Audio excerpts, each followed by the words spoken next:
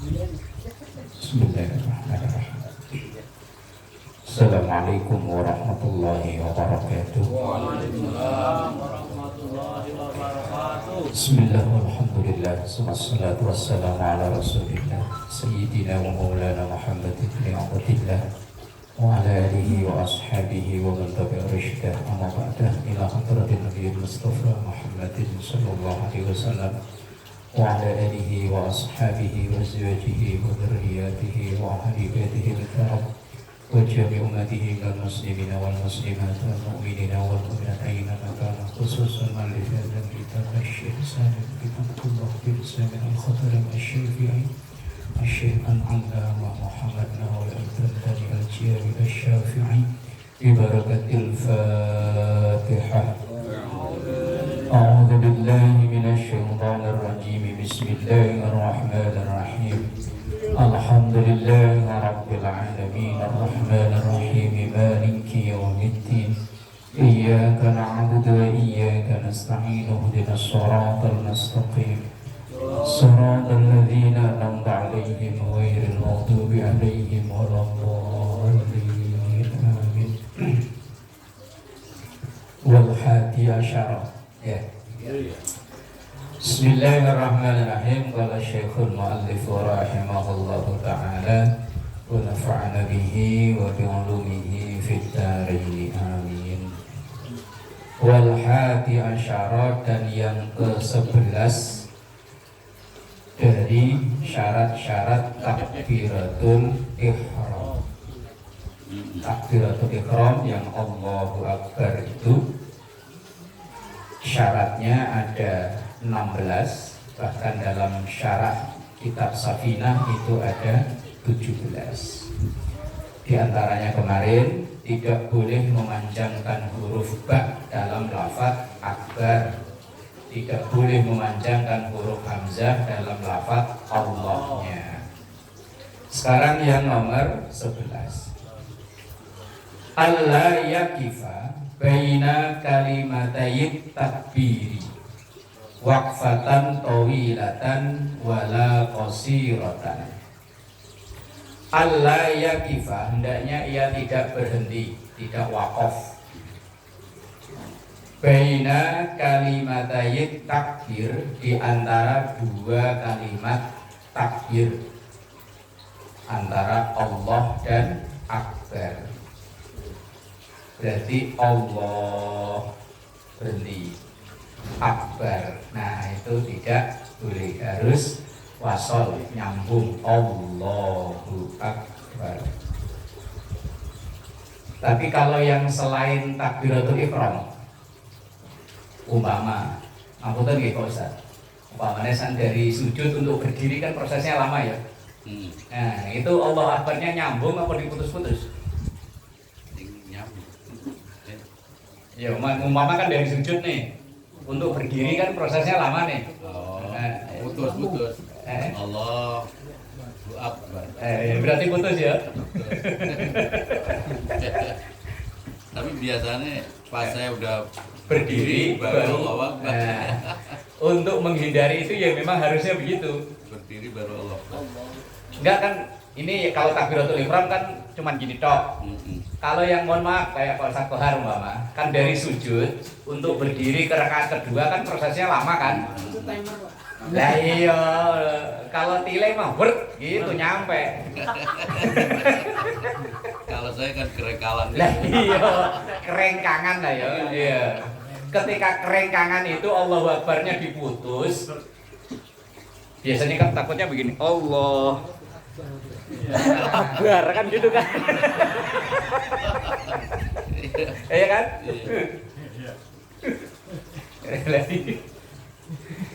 Lah, dia bangun dulu ya. Itu pas Kalau dia bangun diri orang masih pada duduk semua nggak ada yang lihat, diri dulu duluan. Iya berdiri dulu.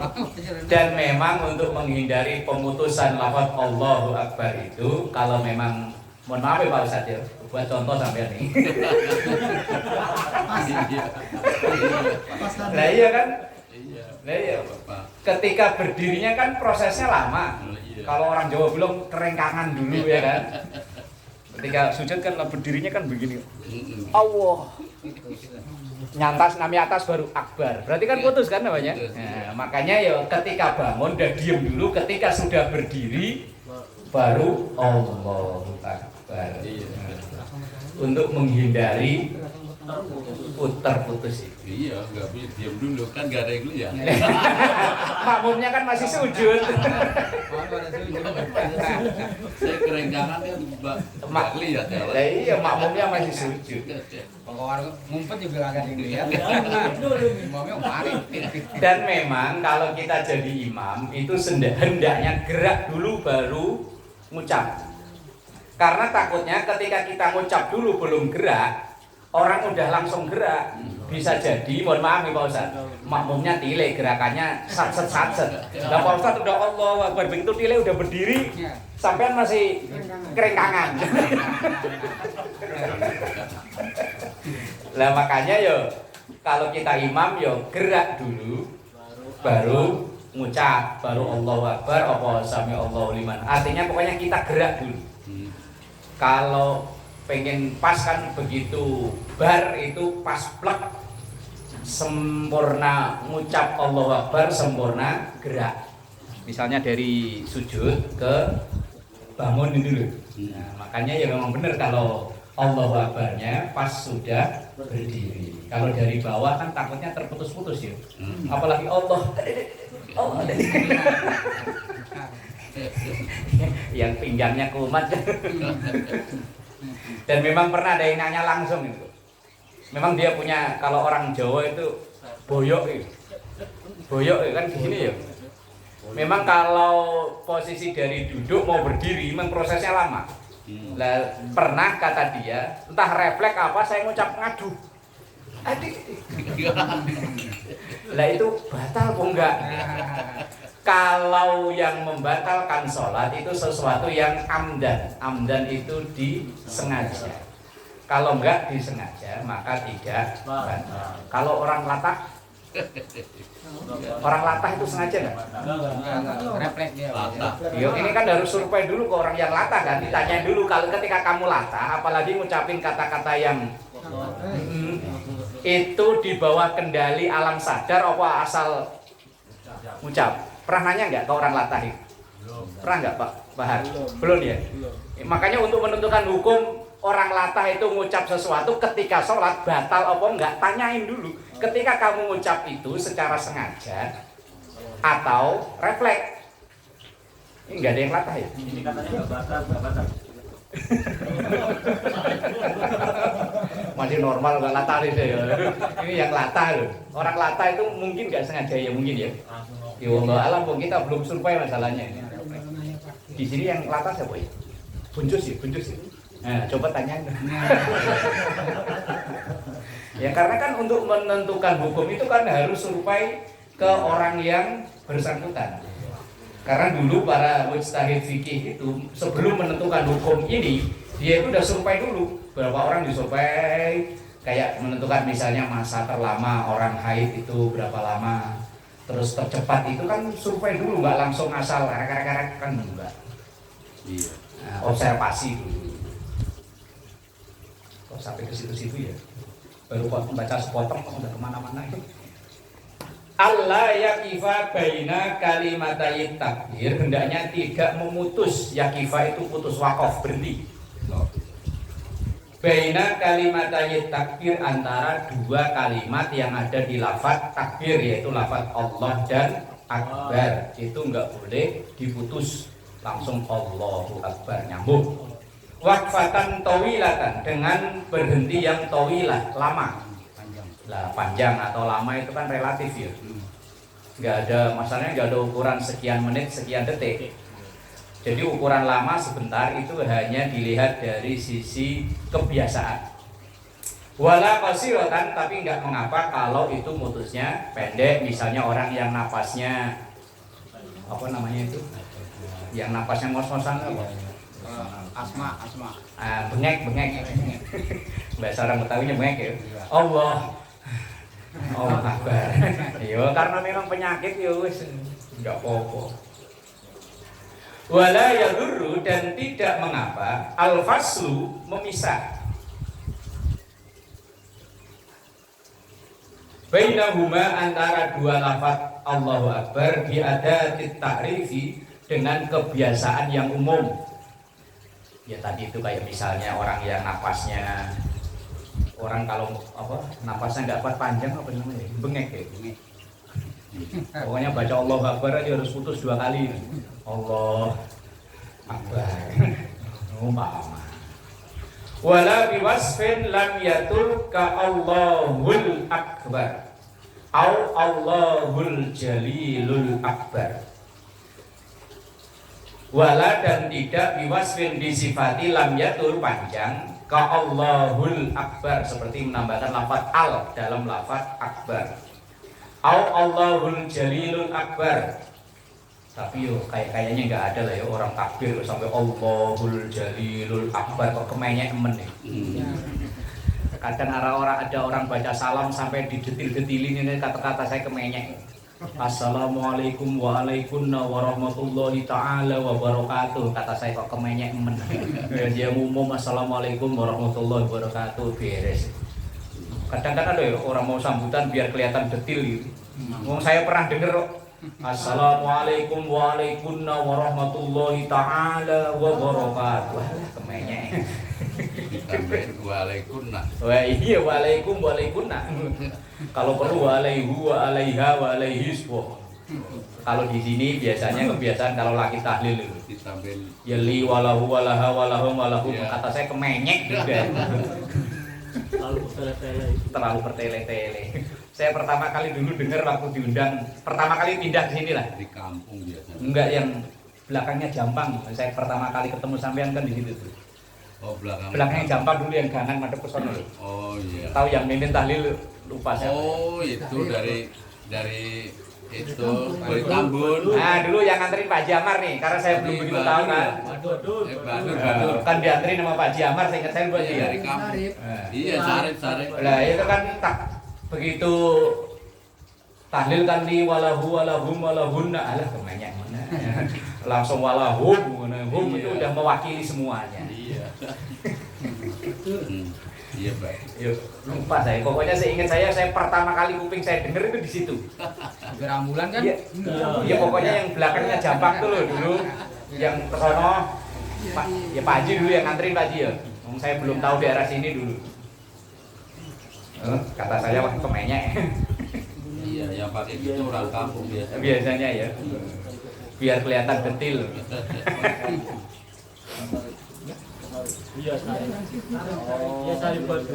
Au Allahur Rahmanur Rahimu Akbar. Kepanjangan meneh.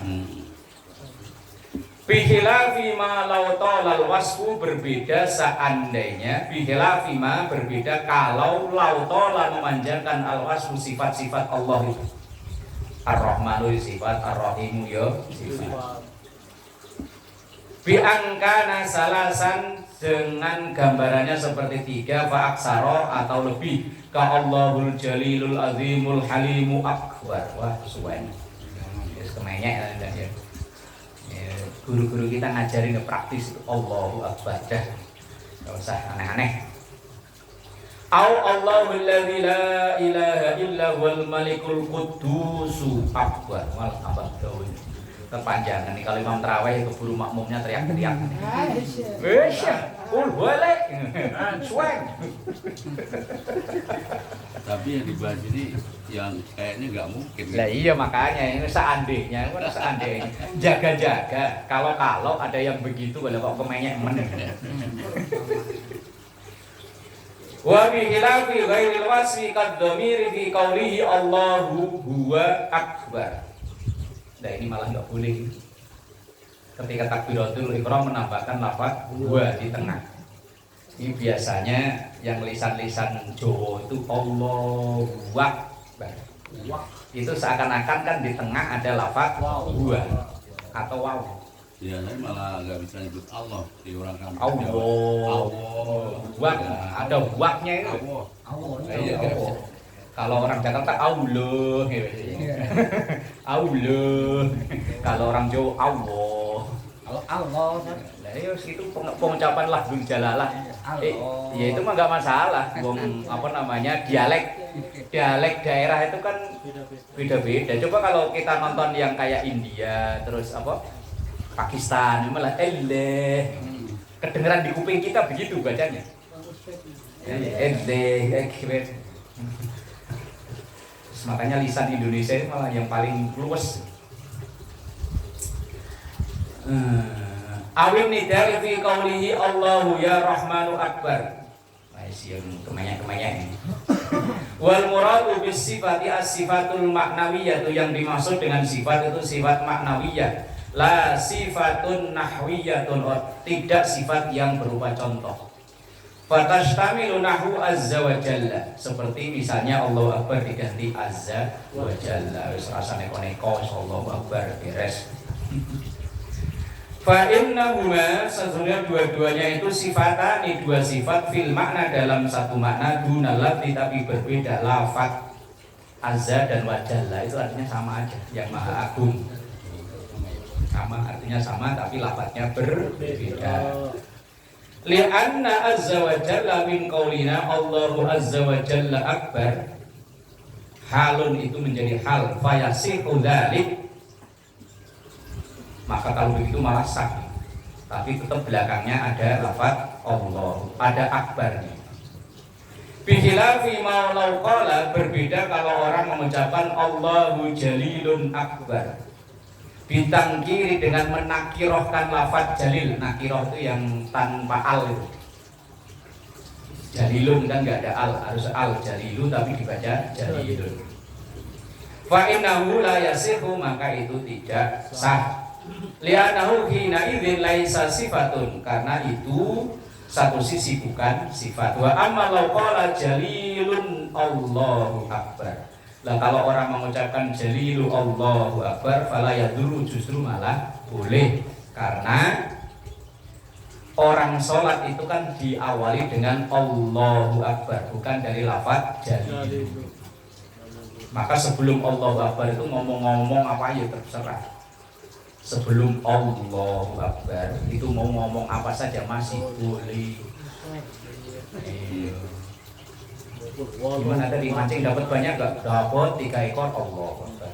Kan ngobrol kan nih. Makanya sebelum Allahu Akbar itu mau ngapain aja boleh. Lah maka ada orang yang mempersoalkan usolli, itu repot. Wong usolli itu sesuatu yang dibaca sebelum sholat. Kecuali kalau dia usollinya doa Allahu Akbar usolli. Lah itu batal sholatnya. Kalau sebelum Allahu Akbar mau ngomong apa saja boleh. Ngobrol aja boleh, sambil nonton TikTok dulu ya boleh. Atau mungkin orang yang baru belajar sholat tutorial boleh, asal belum Allahu Akbar. Wong itu belum sholat. Ini kadang kalau saya nonton di itu TikTok apa orang kok makin kesini kok makin angel. Doa makan dikomentari, yang Allah barik lana fima razaqtana wa qina adzabannar dikomentari. Bismillahirrahmanirrahim dikomentari. Harusnya itu cuma bismillah, nggak ada ar-Rahman ar-Rahim. Ya Allah kok angel temen nih. Urip angel temen nih. Iya kali pengen viral kali ya. Iya kali. Li'annahu lam yadkhul fi sholati, karena sesungguhnya lafaz jalil itu lam yadkhul, belum masuk fi sholati, di dalam sholat. Belum sholat mau ngapa-ngapain ya boleh, setelah sholat ya ngapa-ngapain boleh, setelah sholat langsung ke WC juga boleh, langsung main HP ya boleh. Giliran setelah sholat salaman dibilang gitu oh ya Allah kok angel-angel, wiridan bareng ya bid'ah, salam-salaman ya bid'ah. Lo buka HP aja boleh, langsung merokok aja boleh ya. Sholat udah selesai. Bebas kalau udah selesai, kalau sebelum ya sama bebas. Nah, ini kok dikomentari. Wasani asyara, dan yang ke-12 syarat dari takbiratul ihram. Ayyusmi'a nafsahu jami'a hurufihi. Ayyusmi'a, hendaknya terdengar nafsahu oleh dirinya, jami'a hurufiha, semua huruf-hurufnya dari lafaz Allah sampai lafaz akbar. Minimal terdengar oleh kupingnya sendiri ketika dia mengucap Allahu Akbar. akbar, karena ini termasuk rukun qauli, rukun bacaan. Nah kalau sebagai imam ya harus terdengar oleh makmum. Makanya sekarang biar suaranya pelan tapi ada mic. Ingkana apabila sahihus sam'i, orang itu pendengarannya sehat. Nah, kalau budak Itu ini ya. Itu ini apa ini ya? tidak, sama aja artinya sih sama Pak. Cuman di kitab saya idza ma'in sama aja artinya bila atau jika, apabila. In kana sahihas sam'i, apabila dia itu pendengarannya sehat, normal. Lah kalau orang budak ya wes umumnya gimana, walaupun nggak terdengar ya nggak perlu dipaksakan. Allah belum dengar, kencengin lagi. Allah belum dengar ya. Dia yang budak. Cukup yang penting dia dengar. Wala mani amin laghatin wa ghairihi, dan tidak ada yang menghalangi pendengarannya itu min laghatin, semisal suara bisik, au ghairihi wa ghairihi, atau yang lainnya. Ketika misalnya dia sholat di tengah-tengah samping masjid ada yang hajatan, kebetulan soundnya itu corongnya madep ke masjid. Oh nggak kedengeran, kencengin lagi. Oh nggak kedengeran. Ya nggak perlu, pokoknya biasanya umumnya gitu. Wa illa, maka kalau tidak, fayarfa'u sautahu, maka ia mengeraskan suaranya qadrar raf'i, sekira ia atau meninggikan volume suaranya. Pokoknya ukurannya itu yang penting dia dengar. Laulam yakun asom, kalau dia tidak budak. Ya kalau orang budak ya wis. Wajibu, dan wajib alaman kepada seseorang toro'a kharasuhu, yang punya penyakit budak. Tahriku lisanihi, yang penting pokoknya gerak-gerakkan lisannya. Oh, dia bengok ya nggak kedengeran, bisik ya kan, dia wis mendingan bisik, yang penting gerak-gerak. Wasyafataihi, dan dua bibirnya, walihatihi, dan juga lidahnya, bitakbir, dengan bacaan takbir, wa ghairihi, dan selainnya. Yang penting pokoknya mulutnya gerak-gerak. Kayak anak kecil kalau belajar sholat itu kan mulutnya, nah udah kayak gitu aja udah. Kata syahudi, seperti bacaan tahiyat, wassalami, dan salam, wasairil azkar, dan juga zikir-zikir lainnya yang berbentuk bacaan. Kan ada rukun qauli, ada rukun fi'li. Yang rukun qauli itu kalau memang kupingnya normal, ya ketika ia baca minimal terdengar oleh dia sendiri. Tapi kalau budak ya wes, sing penting pokoknya dia baca. Amma adapun man kharasuhu, yang ayo. Amma man kharasu, adapun orang yang bisu. Bisu. Asliyun, yang memang bawaan lahir, fala yajibu alaihi dzalik, maka tidak wajib itu semua. Maka kan orang kalau terlahir buta dan terlahir ini apa namanya, tuli, itu ia tidak kena hukum apa-apa. Orang yang memang terlahir dia nggak bisa melihat, nggak bisa mendengar, orang itu bukan orang mukallaf. Mukallaf itu orang yang nggak kena beban hukum apa-apa. Dia nggak wajib sholat, nggak wajib puasa, dan lain-lain. Lah gimana ngajarinya, wong kupingnya nggak denger. Kalaupun dia buta tapi kupingnya denger, masih bisa diajarin. Kalaupun misalnya ia budak tapi mata masih lihat, masih bisa diajarin dengan apa namanya, visual ya, kelihat ya. Tapi kalau dua-duanya udah sejak lahir udah memang itu kurang atau cacat, nggak bisa mendengar, nggak bisa melihat, maka orang ini bukan orang mukallaf, jadi nggak kena hukum apa-apa, bebas. Walaupun udah dewasa, orang yang lain pada puasa dia nggak puasa, dia nggak tahu. Makanya kalau pengen nggak puasa ya. Tapi kalau budeknya udah tua ya lain. Udah tua umpama dia kecelakaan kerja atau mungkin ngorekin kuping, ada petasan duar kaget, duar. Terus dia budek, tapi karena dia udah dewasa kan udah tahu ada wajib sholat, walaupun dia nggak dengar. Tapi kan lihat orang pada mau sholat, ngelihat jam loh, udah jam segini, dia tetap mukallaf. Kalau yang bawaan lahir, nah itu yang tidak wajib karena dia bukan orang mukallaf. Wasalisa asyara, dan yang ke-13 dukhulul waqti fil muaqqati. Orang takbiratul ihram itu sudah masuk waktu. Sholat duhur belum azan duhur dia udah takbir duluan, nyicil. Fil muaqqati, di sholat yang waktunya ditentukan. Kan ada sholat yang waktunya bebas, kan ada namanya sholat sunnah mutlak. Itu mau dikerjain kapan saja, jumlahnya berapa terserah. Makanya kalau ada dengar katanya orang menjalankan sholat sunnah dalam semalam sampai sekian rakaat, itu namanya sholat sunnah mutlak. Kalau sholat sunnah yang muakkad itu artinya waktunya ditentukan, kayak duha. Ini kan waktunya ditentukan. Syuruk, isyraq, id, itu kan waktunya ditentukan. Kalau tahiyatul masjid kan nggak ditentukan juga waktunya, bebas. Itu namanya sholat sababiyah, sholat yang punya sebab. Sebabnya dia masuk masjid, kemudian kesunahan tahiyatul masjid. Kalau nggak masuk masjid, nggak ada sholat tahiyatul masjid. Lah, sholat yang waktunya ditentukan, selain 5 waktu itu, sholat sunnah kan ada yang waktunya ditentukan. Dan itu ketika ia takbiratul ihram, ketika sudah masuk waktu. Sawaun kana, sama saja, fardhon itu sholat fardu, naflan atau sholat sunnah.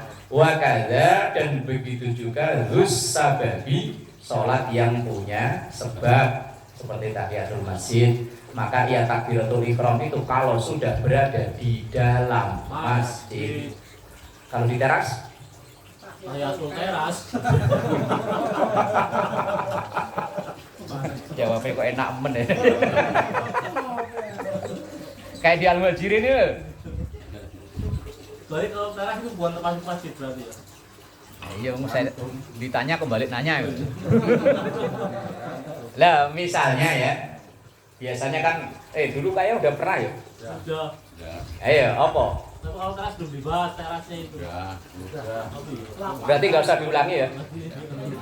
Lapangan dia di lapangan.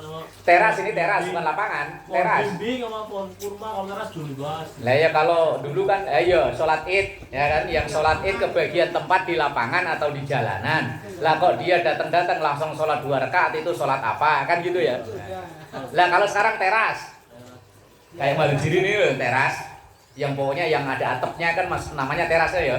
Kalau yang keluar kan namanya udah halaman kan.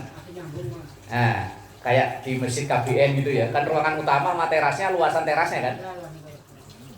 Yang dalamnya cuma segitu doang, tapi terasnya kan sampai seabrek-abrek. Lah umpama ada orang datang langsung sholat sunnah. Itu sholat sunnah apa? Kira-kira kalau Jumatan kebagian tempat di teras itu langsung duduk apa sholat sunnah dulu? Sholat sunnah apa itu? Kok lah itu? Tergantung kita menganggap. Lah iya yang selama ini dijalani loh. Kalau kebagian di dalam oke, fik itu tahiyatul masjid. Lah kalau yang kebagian di teras, selama ini ketika Jumatan Mas RT biasanya kan Jumatan di KBN tuh. Bukan enak, parkirannya juga luas kan. Begitu datang langsung duduk apa sholat 2 rakaat dulu? Kosong Pak. Loh, yang selama ini di jalan Mas Har gimana? Umpama kan kalau kebagian di dalam udah fix lah, itu sepakat semuanya itu disebut tahiyatul masjid. Kalau di teras Nah itu. Tuh kalau ya itu. Kan mau jawab Eh? masjid. Ya kalau yang ruangan utama, oke, itu tahiyatul masjid. Teras aja. Terasnya itu masuk masjid. Apakah teras itu masuk bagian dari ruangan utama masjid apa bukan?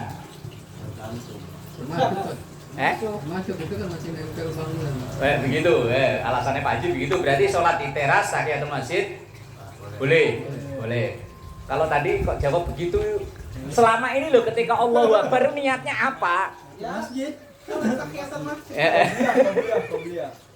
Qobliyah. Lah kalau belum adzan? Nah itu. Maunya itu ya, maunya itu.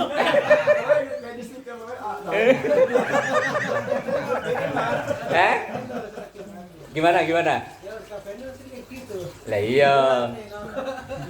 Kalau datangnya itu setelah adzan, oke lah qobliyah Jumat. Ini misalnya datangnya sebelum adzan. Lah rata-rata yang saya perhatikan itu orang begitu datang langsung sholat sunnah. Lah ini termasuk pelaku kan? Lah selama ini niatnya sholat apa? Masjid. Saya ke masjid, ayo. Masjid.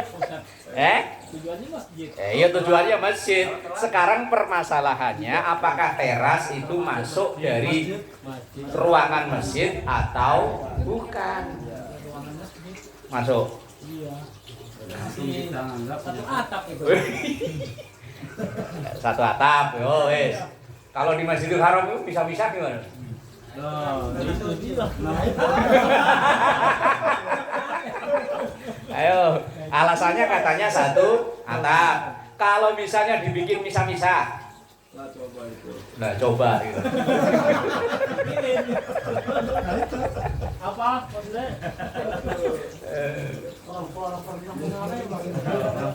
Orang pernah Jumatan ditakoni.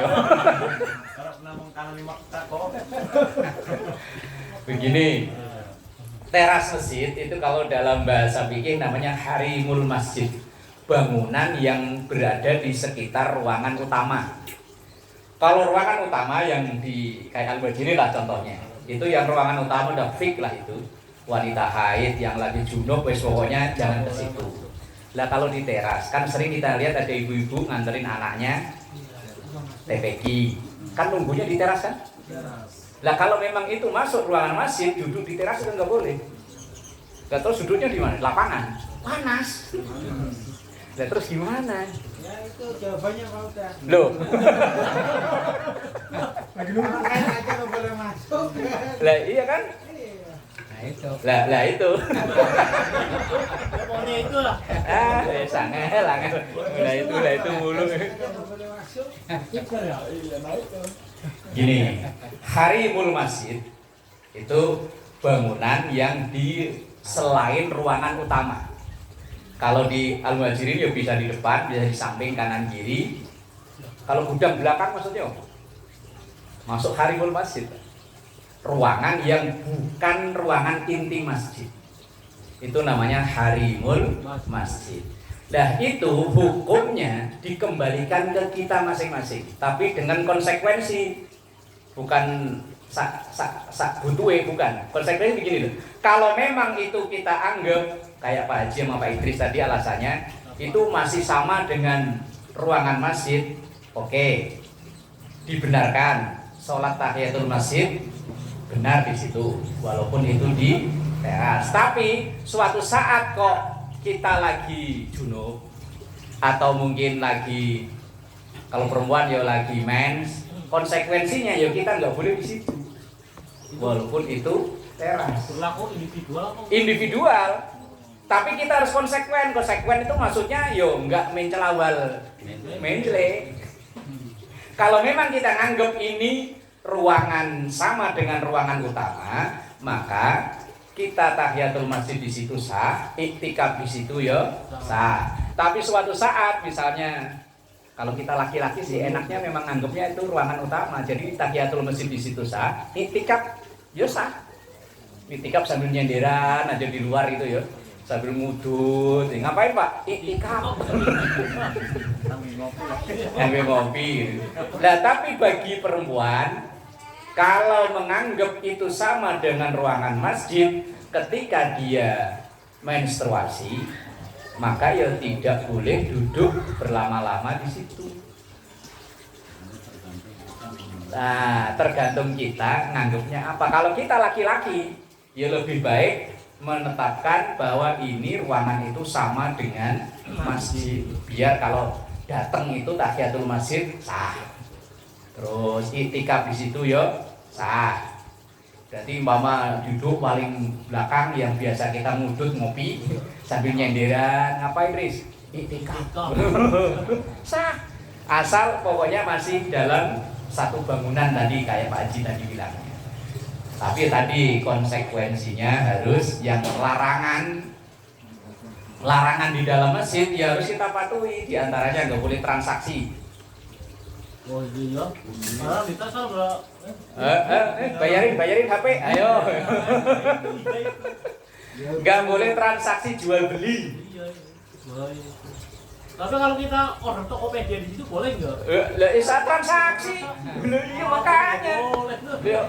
Konsekuensi kan tergantung kita mau nganggep itu ruangan masjid atau bukan. Itu kan berlaku di situ. Kalau yang itu menganggap itu, walaupun orang lain berasa. Nah iya, maka hukum itu tergantung dari yang kita pilih. Kita pilih mana tuh? Nah kita order di Shopee. Ya, jangan kayak baik. Kalau masjid lantai 2 sih gimana? Ya sama. Sama ya teras gitu. Iya, kan ada ruangan utama. Kan memang disepakati itu ruangan utama itu fix lah, memang itu masjid.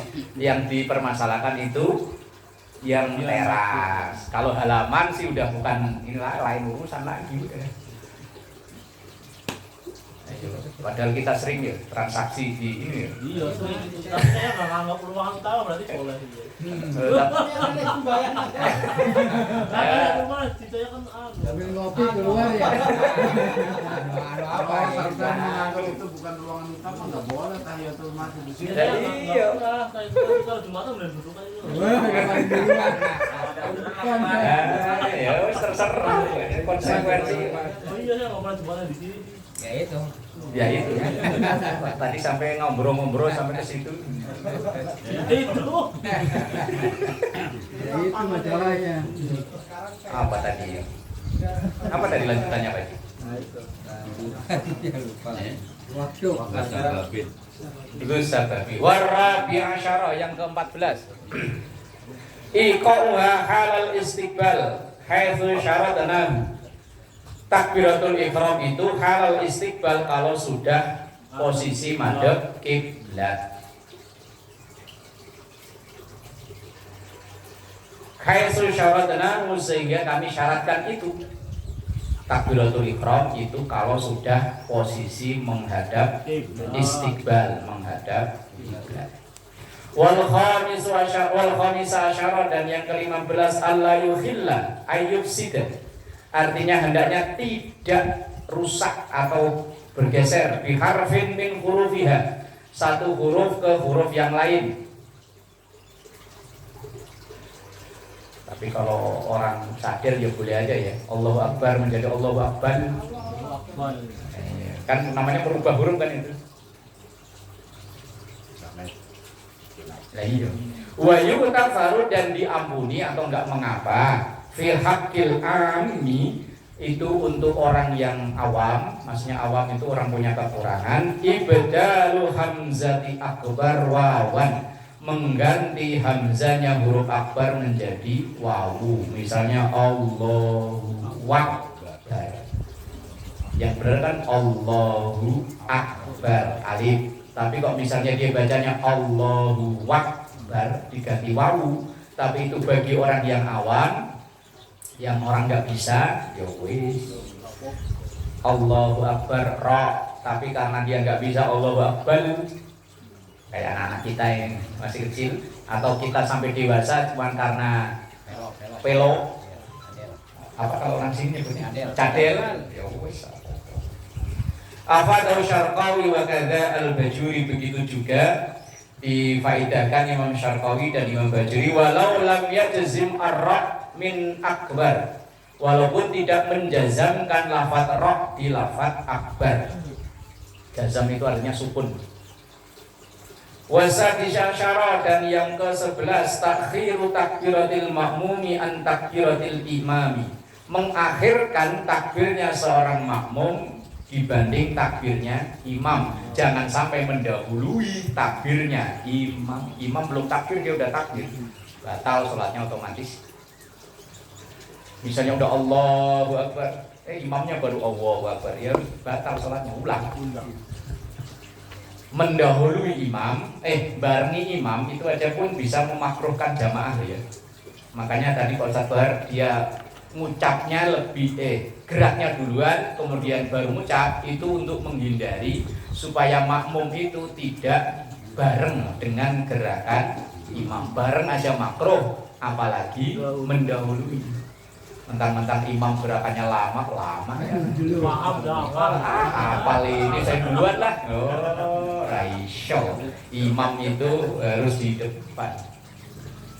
Jangan sama kayak yang di YouTube itu, lawak yang orang bermayu itu. Yel-yelan. Tadi kamu sholat, yang di depan siapa?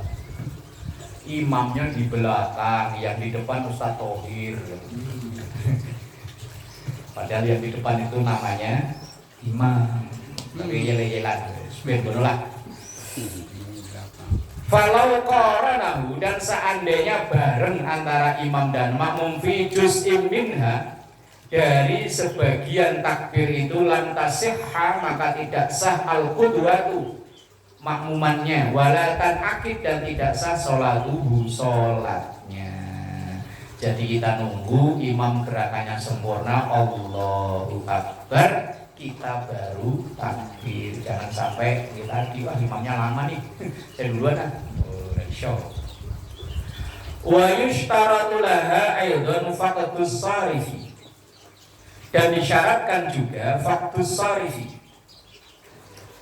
tidak adanya penghalang.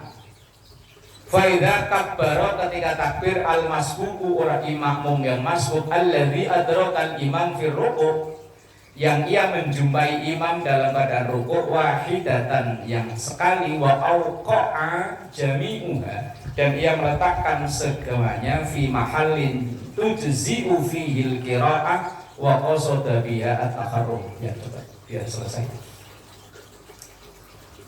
A'udlika aw syakka hal qasada taharrum wahdahu amla lam tan'akid.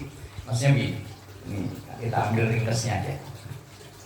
Ketika seseorang takbir, sementara begitu ia takbir ternyata imamnya belum takbir. Tapi kalau ia takbir itu tidak niat takbiratul ihram, ya takbir yang lain lah. Yang penting bukan niat takbiratul ihram, maka itu belum termasuk dia sholat, maka ya masih wajib takbir kembali.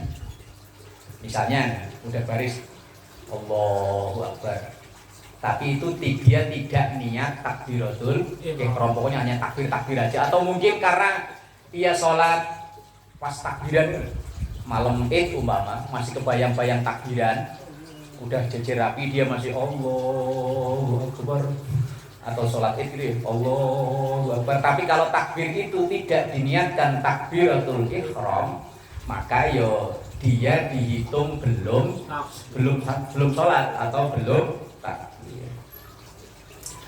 Far'un qala al-Bajuri, berkatalah Imam al-Bajuri, wa yusannu, dan disunahkan alla yaksurat takbiru, tidak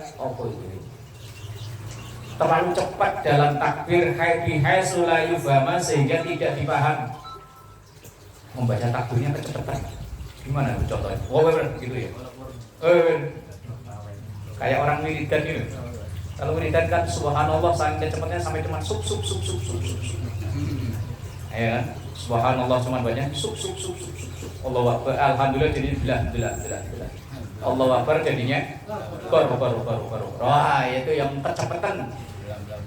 Haitsu la yufhama, sehingga tidak bisa dipahami. Wala yumattituhu, dan juga jangan terlalu panjang, takutnya sampai lupa gitu.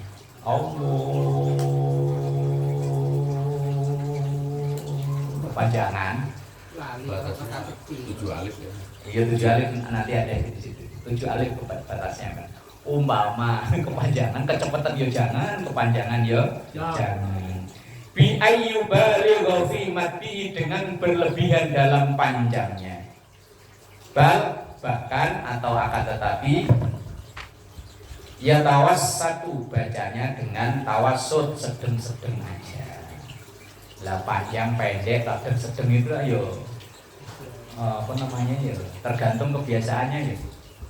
Tapi kalau kita ngimami tarawih kok baca takbirnya panjang ya makmum suudon ya. Allahu Akbar. Waduh. Di belakang makmum dah wah.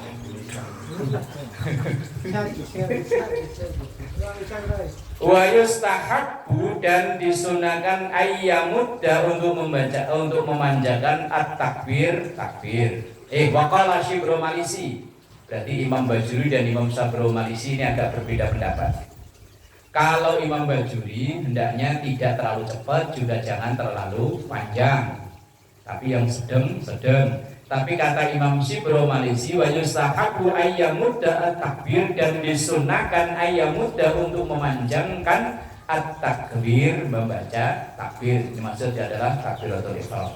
Wa yushtaratu dan disyaratkan alla yamudda tidak memanjangkan takbir itu fauqa sab'i alifatin melebihi 7 alif.